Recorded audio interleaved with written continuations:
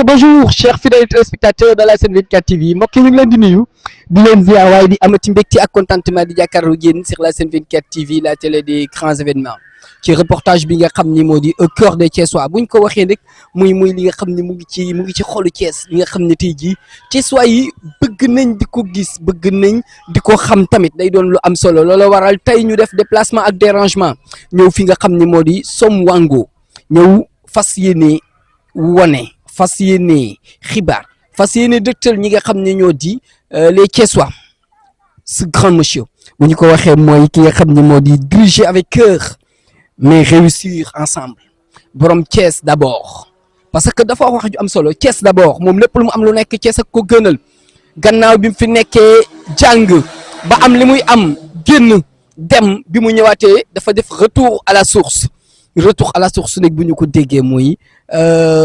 delluwaat ca fa ñu dooree kooku moo di kan monsieur Habib Vitin président mouvement Thiès d'abord di ci liggéey bu am solo tey nag ci kër gi nga xam ni fi la dalee ba mën nañ ko wax kër gi nga xam ni fi la nekkoon bi dara doonulee dara ba tey mu doon ci dara ji dara tey dañuy ñëw seet si ñi nga xam ne ay mbokk la ñu xarit ak i ànd jàmm mais rawatina les militants yi nga xam ne ñu ngi ànd ak moom di ci liggéey bu am solo ndax kër gi am nañ ci benn histoire boo xam ni duma leen ko wax léegi mais dañuy dugg ba ci biir dëgtal suñuy micro ñi nga xam ne ñu ngi ci biir kër gi te tamit il a les moyens dem xool foo xam ne tey jii dina fa mën a tabax benn siège am di ci liggéey bu am solo waaye defu ko. li ma leen waxoon sànq dafa def retour à la source kër gi nga xam ne fi la nekkoon ba mu doon lay dara ba tey mu doon ci dara ji dara def ko siège boole ci nit ñi ñuy toog ñëpp di ñëw lépp mooy la renaissance judduwaat bi nga xam ni kër gi judduwaat na ko léegi nag du ma bëgg monopoliser trop parole bi dañuy dugg ci biir. ci Sénégal mën nañ koo wax lu ak seen relation ak Habib Vitin ak leneen toujours sur la Sen 24 TV Mame Thierno moo nekk ci cadrage bi xool ko mu ngi noonu jël na loxo ba teg na ko ci. kii toujours comme ni ma leen ko waxee au cœur des Thiessois day doon li nga xam ni tey benn reportage jëmale ko ci les Thiessois buñ ko waxee mooy ñi nga xam ni amal nañ Thiès njariñ ñi nga xam ne ñu ngi liggéey bu mucc ayib jëmale ko ci diwaanu Thiès tey nag ñu ñëwoon def benn reportage jëmale ko ci ki nga xam ni moo di monsieur Habib Vitin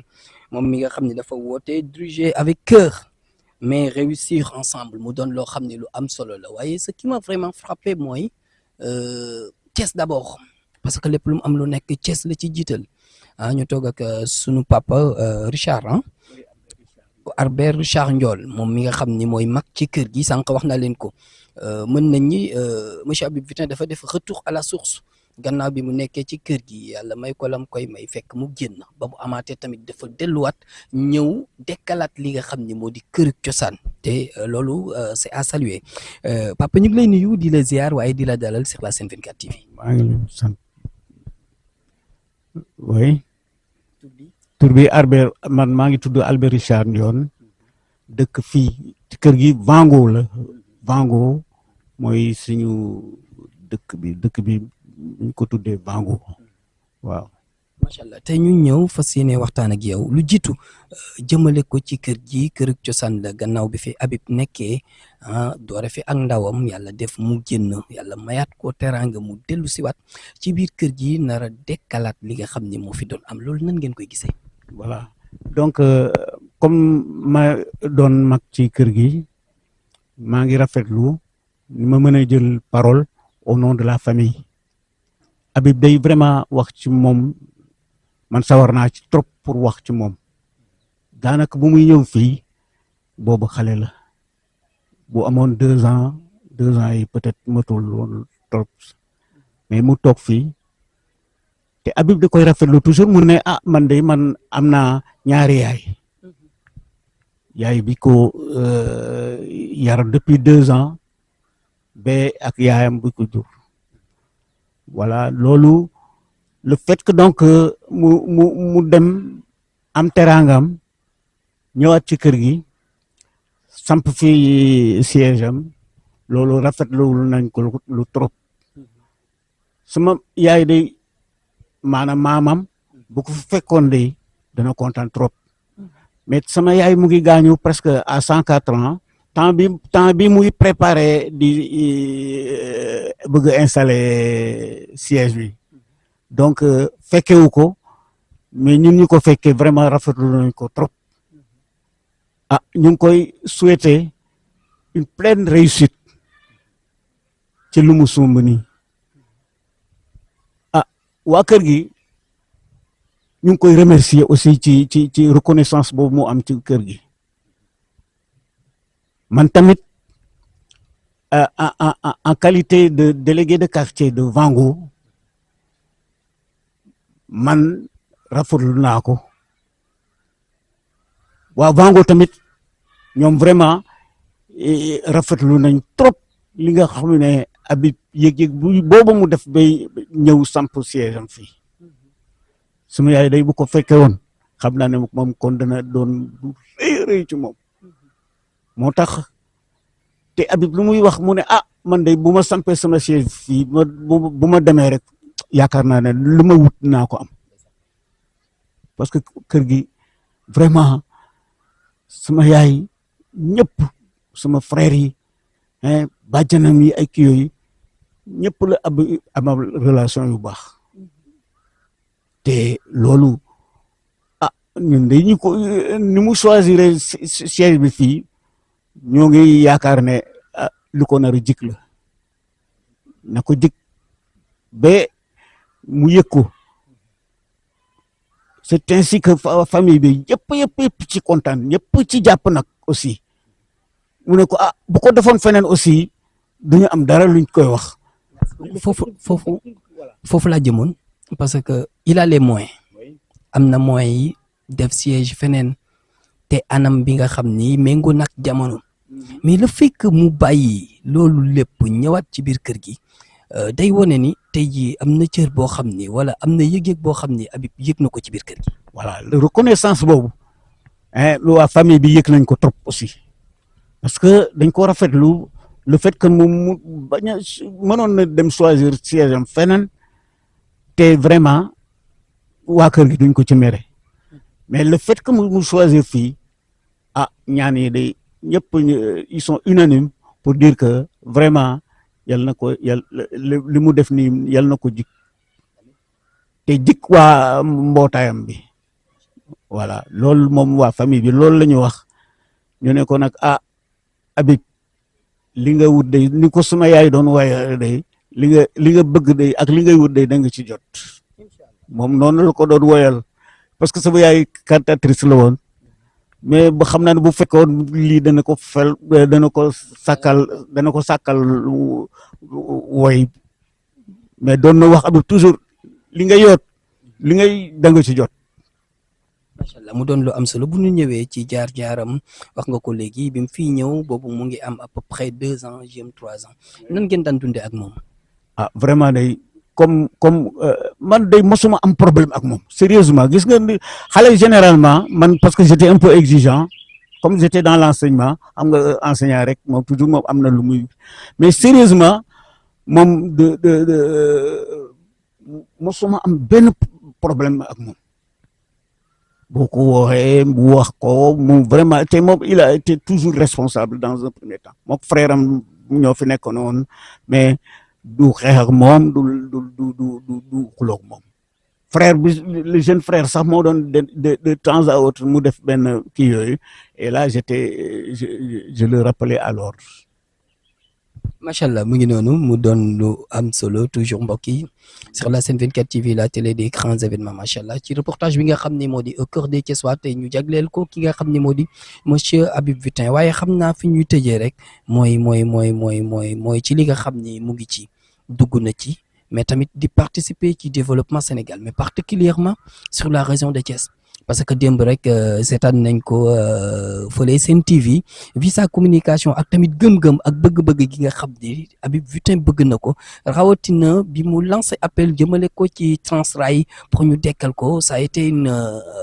mën nañ ni xol bu sedd la ñun ci doomi Thiès parce que ku ñu xam ku nekk dañ daan Thiès moom train la ñu xam ak raay mais toujours gis nañ ni bu mu ñëwee mu ngi apporter benn soutien am jëmale ko ci ñi nga xam ne ñooy nekk ci doomi Thiès léegi bu ñu ñëwee ci vie politique bi nga xam ne mu ngi ciy dugg waaye rawatina dialogue islamo-chrétien bi nga xam ne monsieur Habib Butin mu ngi ciy liggéey bu am solo mën nañ ni boo nee benn tey ñaar bi bala nga koo gis da ngay sonn moom rek nga ciy gis mu di ci liggéey bu am solo.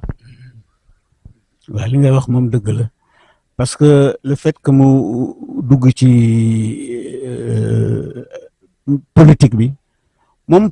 am nañu cadre yu bare yi nga xam ne mënoon nañ def ni moom mais moom defuñu ni moom le fait que mu dugg parce que ñu bare dañuy toog fale mel ni bokkuñu moom mu dugg jël nangoo jël responsabilité Thiès dëkku raay la suñu pap foofu la doon liggéey DN te lu ñuy wax kër gu mag boo dem da nga fa gis kenn ku nekk ci waar mosa liggéey DN wala kii yooyu donc loolu bu ñu defaree Thiès de war nañu jaay ci defar raay bi buñ ko defaree rek commencé nañ defar Thiès parce que ku waxi defar te waxoo mbiru raay def naa sa dem du sore Thiès lu ñu jëkkoon xam raay DN bu ñu fayee ko woon rek ñëpp yëg ne dëkk bi ñëpp ko yëgandoo danañu yëg ne dëkk bi day moom am na xaalis bu commencé di kii donc loolu moom la ñu remarqué woon te suñu pap ci ancien yooyu la bokkoon vraiment ñoo taxoon ba ñun ñu xam raay parce que ñun tamit après toute la famille était là-dedans donc loolu moom maa ngi rafetlu le fait que mu keroog mu wax ci parce que suivre naa seen émission keroog rek ak moom ci Sen TV ñu ngeen di wax kii mais am na wax yu rafet yi mu xam ne wax na ko ci kii yooyu sumb ko ma ne ko Thiessois yi day vraiment war nañ ko mën a jàppale parce que c'est quelqu'un de véridique aussi moom quand il a envie de dire quelque chose moom il te le dit même en mettant la forme mais dana la ko wax ba nga yëg ko nag moo tax ba ma ne ko Thiessois yi day bu fekkoon ne nit ku dëggu rek la ñu bëgg mën nañ ko jàppale de tout bord fu ñu nekk rek moom buy def aussi toujours day dem ci catholique yi di dem ci sëriñ yi di dem ci ñeneen yi les infirmes là-bas yi ñuy nekk fale kii yooyu moo doon sun président loolu lu rafet la te ñooñu moom ñëpp bu jógee aussi ñooñu ñëpp ay jóg di ko jàppaleel ma ne ko boo continuer di yàlla mën a def li nga bëgg li nga yóot nga jot ci ni ko sama yaay doon waxee voilà. jërëjëf kàddu yi am na solo waaye bala maa dem ren rek moom ngay tëjee di ko ñaaxaale mais di ko ñaaxaale Thiessois yëpp. waaw Thiessois yi vraiment li ma ci bëgg a wax moom mooy li ma jot a wax rek ma ne ko voilà quelqu'un de véridique de sincère quelqu'un qui aime Thiès aussi. parce que mënoon na dem Dakar rek bu muy liggéeyee noonu mu toog fa di faj ay soxlam di ko lépp lu mu bëgg a def mu am ko fa te yàlla may na ko quand même tuuti mënoon na toog feneen di ko lekk de temps à temps mu ñëw fii am lu mu ñu jox mais comme dafa bëgg bokk ci ñuy defar Thiès waa Thiès day la balle est dans votre camp. yéen bu ngeen ko jàppale day da ngeen ko ñun ñëpp ko nar a yëg parce que quelqu'un de véridique de sincère et de très engagé bu ma gisee nit ñi topp ko di ko kii ma ne ko bu ñu continuer nii day seen demin dana baax trop mujj tal tamit dana rafet te kii je suis sûr que il est à mesure de de ce qu'il cherche pour mu jot ci bu ko jotoon day mën na ko dana ko mën a defar kooku j'en suis certain moom j'en suis certain te encore une fois ñu ngi koy ñaanal mu réussir loolu comme ça dana won waa Thiès ne Thiès day waa Thiès ko mën a defar ñun ñii dañ koy jàppale ba fu muy bëgg rek ñuy teg ko ci kaw jàll loolu rek lañ ci bëgg won ko ne Habib waaye gonoo ñu gore waaye ñun ñoo la yar waaye gis nga li ñuy ñaan nii dinañu ñëw jàppale la ba fa nga bëgg nga àgg fa yàlla fa. jërëjëf kon mu ngi noonu am na solo kaddu yi am na solo bu baax a baax a baax parce que ku dégg communication monsieur Habib xam ni moom ñëpp la boole ñu doon benn amul xaj ak seer te dama ko wax keroog moom amul adversaire politique nekk fi di diir kenn boo keroog nee naa ko monsieur Habib lenn doon na li nga xam ni tey nit ñi remarqué nañ la ko jëmale ko ci yow te nangu nañ ko oto bu nekk ci kanam rek la ñuy corné ñu ngi gis ses adversaires politiques des fois ñuy sànni des tracts jëmale ko ci moom waaye du gestu te du tontu damay dégg mag ña naan ku bëgg a yéeg ci kaw garab bëgg ku la sànni xeer nga wàcc fayu yaakaar naa ni sa yéeg dina yeex waaye moom loolu fekk ko ci dañuy enchaîner rek dem xoolaat keneen. ba léegi ñu continuer au cœur de Thiessois ñu jagleel ko monsieur Habib Butin ñu toog ak ki nga xam ne moo di Aloyse Ndione moom tamit doon ami d'enfance yarook moom màggandook moom ba tey yàlla def li nga xam ne Habib mu ngi koy def mais teewul ànd bi day continuer ànd bi day rafet waaye duñu wëyal ci lu bari waaye dañ koy bàyyi rek mu nuyoo présenté wu bu ko defee ñu wëyalu waxtaan wi Aloyse ñu ngi lay nuyu di la ziar. maa ngi leen di sant ci seen déplacement ba ngeen ñëw ci ñun donc di ci kontaan di leen gërëm ci loolu aussi di wax ne wax ci Habib day xaw a jafe parce que suñu morom la suñu xarit la. dund nañ lu yàgg fii balaa moo dem Dakar ñu kontaan ci moom lool ndaxte joxe na cër yëg na ay moromam bëgg na leen aussi ba mën naa joxe benn exemple sax jour bu muy def manifestation bi ci stade bi dafa romb sécurité bi ñëw nuyu ñun suñu ay moromam ñu kontaan ci lool mu nekk loo xam ne yëg-yëg la. te yëg-yëg boobu yemul foofu ci ñun rek moromam mais yëg-yëg boobu dafa dem ba ci mag yi ci xale yi donc mouvement Thiès d'abord bu mu yëkkati nii tamit doore woon na ko fii ci beneen mouvement ñu jàppoon ci ba tey mu ñëwaat ñu gën cee jàpp te ñu ngi koy ñaanal yàlla li mu bëgg yàlla na ko yàlla defal donc ñu kontaan ci moom trop di ko ne ñu ngi ci ginnaawam moom xam na ko sax parce que wax nañ ko donc loolu lu ñu sedd xol la ba pare dëkk bi am loo xam ne ay revendication yoo xam ne teg nañ ko ci loxoom parce que boo xamee koñ bi xam dëkk bi xam nañ soxla nañ nekk quartier te wax jooju waxtaan nañ ci ba xam naa ci mu ngi ciy dox ay jéego yu rëy parce que bu njëkk Wango quartier la woon waaw bu demee tey ba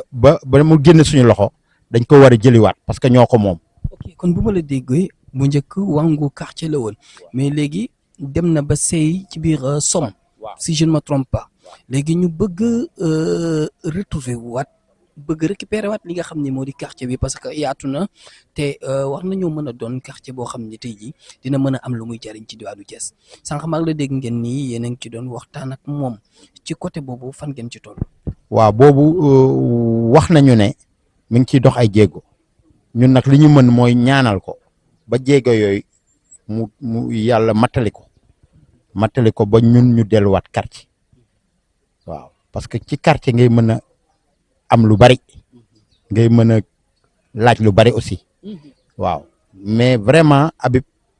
dañ koy bàyyeek yàlla parce que moom taxawaayam ci biir Thiès d'abord taxawaayam ci biir Thiès sore na sore goo xam ne gëm naa ne ñaan yi ak nit ñi buñ ci jàppee li ñu bëgg dinañ ko am. macha allah buñ ci jàppee li ñu bëgg dinañ ko am waaye fi ñu tëjee mooy le nom de Thiès d'abord Thiès moo jiitu lépp lu mu am lu nekk Thiès la ko delloo mais bu ngeen gisee mu am mouvement bu ni mel tuddee ko Thiès d'abord loolu nan ngeen koy dundee. waaw tur boobu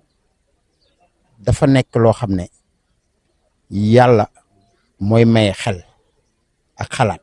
parce que soo déggee Thiès dañoo doon ne Thiès jànkeen donc ñun ñoo fi jiitu ñun séeréer noonu yi ñoo fi jiitu te Habib mënoo ko dindi ci biir séeréer si donc loolu tamit suñu àq ak suñu yelleef la ñuy delloo rek la ñuy delloo moo taxit ñu jàpp ci mouvement bi te xam ne mouvement bi dina am doole ba mu jaaxal Sénégal yëpp voilà donc loolu lañ koy ñaanal te loolu lañ koy yéene ñu koy wax ne bul tiit bu ragal ñu ngi sa ginnaaw jërëjëf. bu ko defee looy tëjee. waaw di ko ne di ko gërëm di ko sant di gërëm tamit ñi ci jàpp ñi nekk ci encadrement bi ñi nekk ci bureau bi ak ak foule bi nekk ci ginnaawam di leen wax jàpp leen comme am na benn slogan buñ doon wax ci inauguration bi ne Habib li ngay wut da nga ciy jot yaa ko moom nee nañ Habib li ngay wut da nga ciy jot yaa ko moom kon ne bu mu tiit bu mu ragal ñu ngi ci ginnaaw jërë ngeen jëf. fii ba léegi ñu toog ak Clément Edouard Ndione macha allah mu nekk ami d'enfance ki nga xam ni moo di monsieur Habib Vitin dañ koy bàyyi rek mu nuyoo ñu wéyalu waxtaan wi te moom Cœur de Thiès dañ koy jagleel kenn koo xam ne kenn la ci diwaanu Thiès buñ ko waxee muy liggéey bu am solo bi nga xam ni monsieur Habib mu ngi koy liggéey day baax ñu di ko wone day baax ñuy génne ñi nga xam ne tey ñu ngi liggéey bu am solo jëmale ko ci diwaanu Sénégal mais particulièrement ci diwaanu Thiès monsieur Clément ñu ngi lay nuyu di la. asalaamaaleykum waa Sen 24 maa ngi leen di ziar di leen nuyu di leen ziar bu baax a baax di kontaan ci seen ñëw bi tey vraiment di ñaan yàlla aussi liggéey bi jëm kanam fii yàlla gën leen taxaw yàlla gën leen jàppale. macha allah mën nga ñu wax seen relation ak monsieur Habib Vitin. monsieur Habib Vitin maître Habib yàgg nañu lool. On a vécu des années vraiment depuis temps enfance ñu foowandoo màggandoo vraiment dund lu bëri suñu biir vraiment mu nit koo xam ne mosul bàyyi gox gi ndax malgré ak li ko yàlla may lépp ndax mosul bàyyi gox gi saa su ne mu ngi dem di ñëw di ñu nemeeku di ñu woo di ñu seet si et puis di waxtaan ak ñun vraiment nekk nit koo xam ne vraiment gox gi yëpp dañoo kontaan ci taxawaayam parce que vraiment fàttewul daal waa gox gi ci li ma mën a wax. macha allah te jafe na ci jamono nit ki nekk fi muy nekk ba yàlla may ko benn am bi benn daraja ji muy ñëwaat di ko partager di ko bokk ak ñi nga xam ni mooy ses amis d'enfance tey nu ngi gisee loolu. ah xanaa kontaan ci moom. kontaan ci moom et puis di ci sant yàlla parce que li muy séddoog waa gox gi yàlla moo ko jox te dañuy ñaan yàlla sax boo seetee nit yàlla may la nga mën ko séddoog sa waa gox parce que nit ku nekk loolu ngay ñaan yàlla am ba mën a séddoog say ñooñ doomu aadama bu ne loolu lay ñaan ci dundam ci nekkinam ak te fu mu nekk day ñaan yàlla def vraiment mu am bay mën a séddoog ay ñoñam bu leen mën a yokk mu yokk leen ci xam-xam yokk leen ci koom-koom yokk leen ci mën-mën doomu adama bu nekk loolu lay ñaan te vraiment maître mu ci yoon woowu te dañuy ñaan yàlla suñu borom mu yokk ko ci yoon woowu. macha allah tey mën nañ ni anecdote wala durant ànd bi nga xam ne yéen a ngi ko doon ànd durant bi mu doonee ndaw ba tey yàlla def ko ci li mu doon tey ji lan moo la gënoon a neex ci maître Habib. maître nekk na nit ku dal nit ku bëgg nit ku am cofeel ci nit vraiment nit ku am yërmande ci moromam nit ku vraiment nit ku yaatu macha allah yaatu lool te maître loo mën a wax ci moom rek doo ko jeexal mën nga bind sax téere ci moom te doo ko jeexal vraiment il est resté ce qu'il était il est resté ce qu'il est il est resté ce qu'il est ce qu'il a été il est resté ce qu'il a été il faut ñu wax dëgg mais maître ñun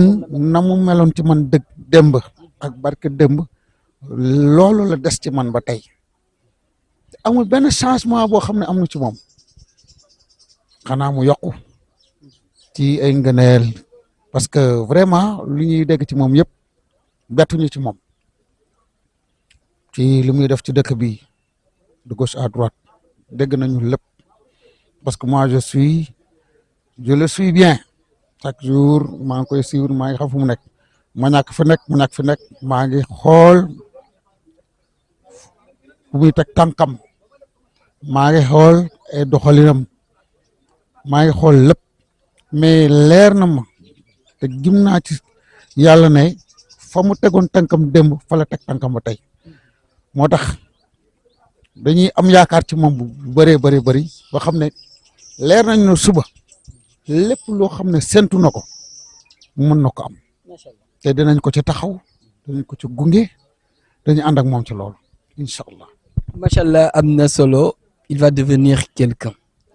c'est sûr et certain parce que liggéey bi am solo bi nga xam ne mu ngi koy liggéey boole ci xool ma Samba xool ma dem ba ñëpp la boole ñu doon benn bu ko defee lan rek moom ngay tëjee. xanaa di ñaan suñu borom mu gën ko taxaw suñu borom gën ko jàppale te aussi mu bañ a teggi yoon bi mu ne fi mu teg tànkam foofu la mu bañ nit di ko jey bañ nit ko nakaan naan nii la du noonu déet na fexe ba fi mu tegoon tànkam démb mu teg fa tànkam ndax mu ngi ci yoon bu baax am na yar bu baax am na xol bu baax te am na vision aussi vision bi surtout je parle de la vision parce que gis nga nit lépp loo gis ci àdduna vision la vision parce que li ñu dese ci suñu àdduna maintenant mooy vision te monsieur Maître Vitin am na vision am na projet yu bëri yoo xam ne teg na ko ci kanamam bu bëgg ko mëttali mais vraiment na fexe ba lépp loolu xam ne moom la teg ci kanamam mën ko mëttali ci jàmm mais warul teggi yoonam dafa war a teg ci yoon boobu ñu gunge ko ci loolu ndax Sénégal dafa soxla un gars comme Maître Vitin ndax Sénégal dafa soxla des gens comme Maître Vitin ñu mun a changer ce pays ndax dëkk bi ñàkkuñu dara am nañu pétrole am nañu gaz am nañu lépp il faut ñu développer ce pays à travers nos idées à travers nos comportements ndax yenn comportement yi sax day yàq dëkk mais kilifa yi aussi war nañu am yërmande ci peuple bi war nañ ci am yërmande bu baax a baax jàppale peuple bi vraiment am yërmande ci peuple bi parce que peuple bi boo xoolee genn wàll gi yëpp ay néew di doole lañu on doit passer aider à l'agriculture penser à l'agriculture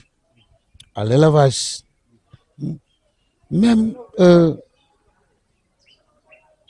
ñi nga xam ne ñu ngi ci secteur privé bi dañ leen war a jàppale je sais que Maître il pense à tout ça il y pense et nous savons honnêtement et sincèrement que il va réussir te su tegoo ci yoon boobu rek ma wax la mu tegu ci yoon boo xam ne parce que dafa bëgg développer le Sénégal mais développer le Sénégal mooy ci yoonu jàmm il faut que la paix mais il faut que la sincérité dans les actes mais il faut aussi ñëpp ñu ñun ñu booloo ànd ak moom ci loolu ñu mun a réussir su ko defee di ko ñaanal suñu borom taxaw ko suñu borom jàppale ko vraiment jàppale le mouvement ba vraiment fi mu bëgg a dem ak fi mu bëgg a agsi suñu borom àggal ko fa sinon di sant yàlla bu baax a baax di leen remercier vraiment sa technicien bi di leen gërëm di leen sant et di ñaan ñu dajawaat ci beneen daje bu gën a jege. question toujours jëmale ko ci ki nga xam ne moo di monsieur Habib Vitin macha allah ñu toog ak sunu papa Louis Ndione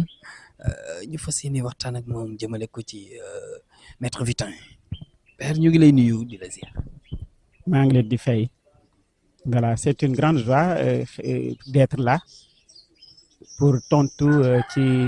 waxtaan wi bon j'étais un peu pris au dépourvu mais c'est bon parler de maître Vitin c'est une joie pour nous donc bëgg naa ci interview bi. macha allah tey fi ñuy démarrer mooy loolu lan nga ñu mën a wax ci maître Vitin. waaw maître Vitin c'est un ami d'enfance